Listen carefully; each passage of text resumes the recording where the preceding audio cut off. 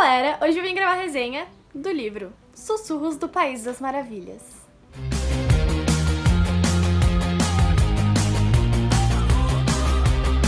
Então, gente, esse é o livro 3.5 da trilogia O Lado Mais Sombrio e ele é a continuação, mas ao mesmo tempo não é uma continuação. Ele é um livro de 3 contos em relação aos personagens e à história, o universo do Lado Mais Sombrio. O primeiro conto é O Menino na Teia, que é a história da Alison, a mãe da Alyssa, a protagonista dos outros 3 livros, da Alison com o Thomas, que seria o pai da Alyssa. É a história, sim, dos dois, de como a Alison salvou ele, se passa assim no aniversário de casamento deles.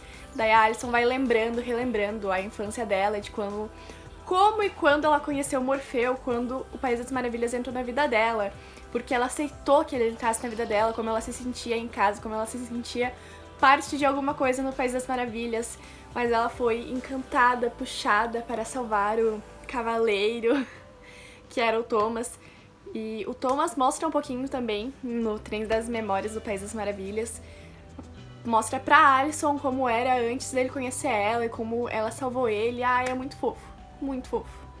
E também esse conto do Menino na Teia é narrado pela Alison. O segundo conto é A Mariposa no Espelho, que eu esperava que fosse narrado pelo Morfeu, mas é narrado em terceira pessoa. Mas só de estar sendo assim, narrado o que o Morfeu está fazendo, como ele está vivendo assim...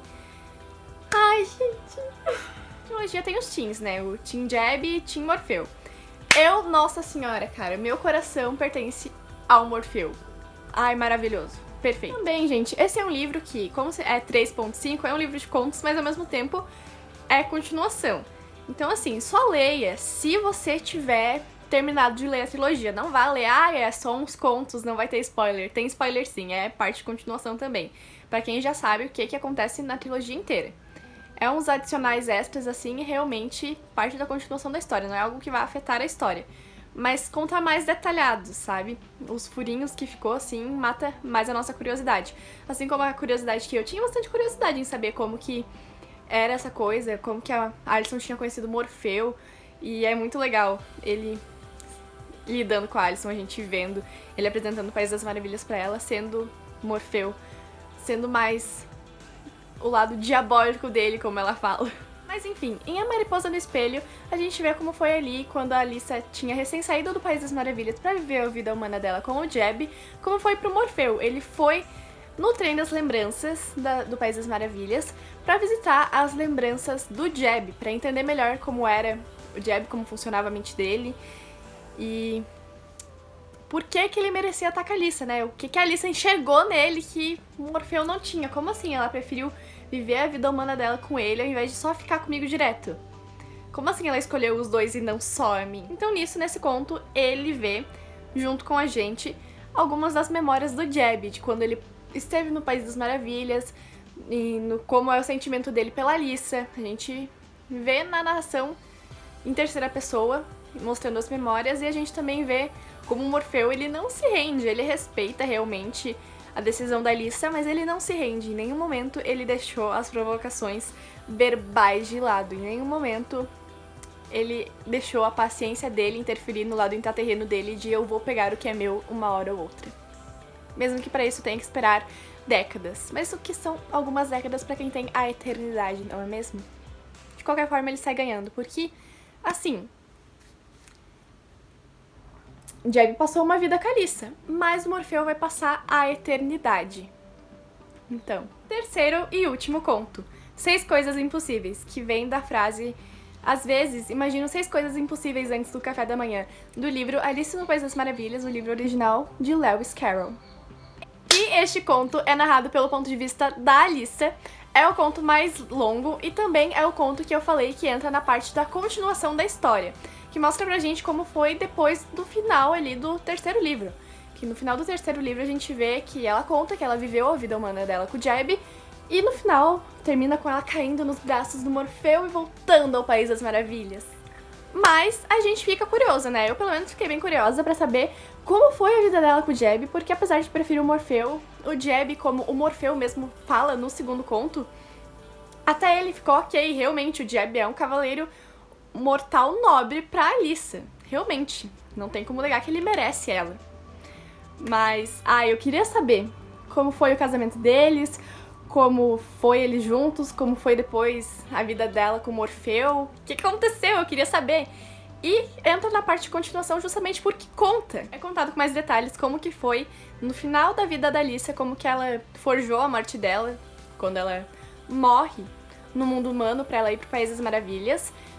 E, nossa, gente, é muito bom. E antes de pular na toca do coelho, antes de voltar e cair nos braços do Morfeu, ela relembra um pouquinho de como foi a vida dela humana a partir de lembranças, com ela narrando, porém em lembranças dela. Daí são divididas em lembranças, partes em que ela viveu a vida humana dela com o Jeb e com a Jen, que é a melhor amiga dela, irmã do Jeb, como que foi quando eles voltaram do País das Maravilhas pra explicar, assim, pro mundo humano, pra polícia, como que eles tinham desaparecido e como que eles reapareceram, o que tinha acontecido, onde que eles ficaram presos esse tempo todo, pra forjar tudo, como que ela contou pra Jen o lado dela do País das Maravilhas, como que ela contou que ela é um ser intraterreno.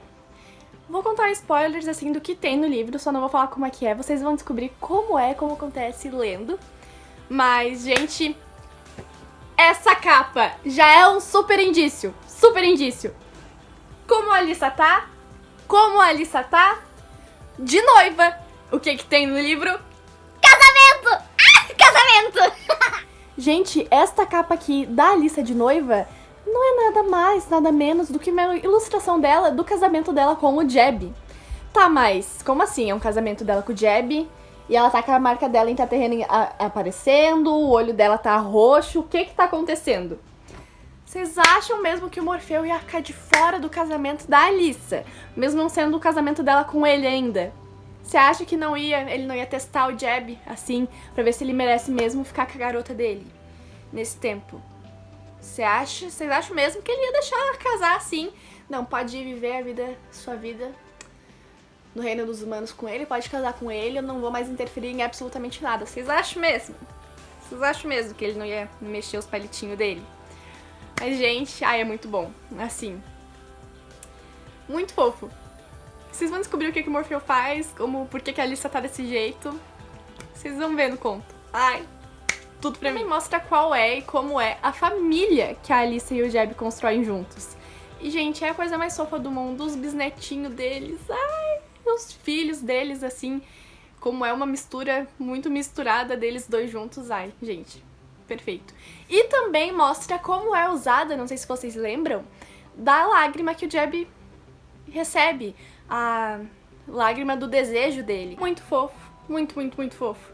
E, por último, mas não menos importante, na verdade a minha parte favorita de tudo isso é exatamente essa, que é quando a Alyssa finalmente pula e encontra o Morfeu e começa a eternidade dela. Quando ela volta a ter os 16 anos e vive a vida eterna ao lado do Morfeu. E ele recebe ela já, assim, com um beijão instalado na boca, antes mesmo dela se transformar em uma garota de novo. E, gente, ela fica falando, o meu rei faz tal coisa, o meu rei faz isso, meu rei faz aquilo, eu fico... Mostra como vai ser a família deles também, já vou avisando, porque quem leu a trilogia sabe que fala que eles vão ter um príncipe sonho, e realmente tem, e mostra como vai ser. Daí tem em uma situação também, em relação ao príncipe sonho, as lembranças, parte das lembranças. Tem lembranças com o Jeb e também as lembranças com o Morfeu. Partes das lembranças dela é daquela noite lá que ela passa a noite com ele antes de ir pro reino humano. E mostra, assim, lugares que eles foram, que eles visitaram juntos, que eles fizeram. E mostra o Morfeu sendo Morfeu, assim, sempre testando ela, sempre desafiando ela, sempre mostrando se preocupar com ela, porém, ao mesmo tempo, tendo fé na pessoa que ela é, porque ele sabe que ela é foda, sabe que ela é forte, sabe que ela é incrível, e ele trata ela assim, endeusando ela e ao mesmo tempo provocando ela, desafiando ela, e os dois competem juntos, e um provoca o outro, são um símbolo de eternidade. A alma imortal deles, assim, a Alyssa alcança a plenitude dela junto com ele. E o Morfeu se torna, assim, a melhor versão dele mesmo, digamos. Que mesmo ele sendo competitivo e os dois competem um com o outro, não pra um ser melhor que o outro, mas pra serem melhores juntos. E perfeito, gente, juro. Morfeu com aquele humor sarcástico dele, provocativo. E sedutoras piadinhas, né, dele, gente, provocativas são tudo. Meu Deus. Eu mais apaixonada por ele do que a Alice, se duvidar. Gente, então é isso. Espero que tenham gostado do vídeo, da resenha de hoje, deste livro maravilhoso. Espero que gostem. É isso. E até o próximo sábado.